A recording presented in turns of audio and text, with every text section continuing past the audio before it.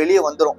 ஆவியின் கனியோ நமக்கு வந்து ஒரு முக்கியமான ஒரு ஃப்ரூட்டா இருக்கிறது போல இந்த மாம்சத்தின் கிரியைகள் வெளியரங்கமா இருக்காது. என்னன்னா வெளியே தெரிஞ்சிடும். இந்த மாம்ச கிரியை ஒரு மனுஷனுக்குள்ள இருந்துச்சுன்னா அது எப்பவுமே என்ன ஆகும்னா வெளியே தெரிஞ்சிடும். அப்படி இருக்கும் பொழுது அது யார் என்னன்னா மாம்சத்தின் கிரியைகள் வெளியரங்கமா இருக்கின்றன. அவை யாவன? விபச்சாரம், வேசித்தனம், அசுத்தம், காம விகாரம், விக்கிர ஆராதனை, பில்லி சுனியம், பகைகள், விரோதங்கள், வைராக்கியங்கள், கோபங்கள், சண்டைகள், பிரிவினைகள், மார்க்க பேதங்கள், பொறாமைகள், கொலைகள், வெறிகள், களியாட்டுகள் முதலானவைகளே.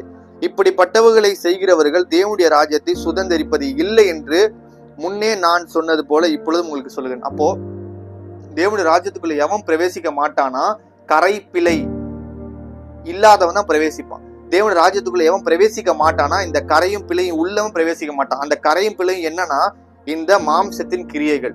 இந்த மாம்சத்தின் கிரியை இருக்கிறவன் பரலோக ராஜ்யத்துக்குள்ள என்ன பண்ண மாட்டான்? பிரவேசிக்க மாட்டான்னு வேதத்தை தெளிவா போட்டு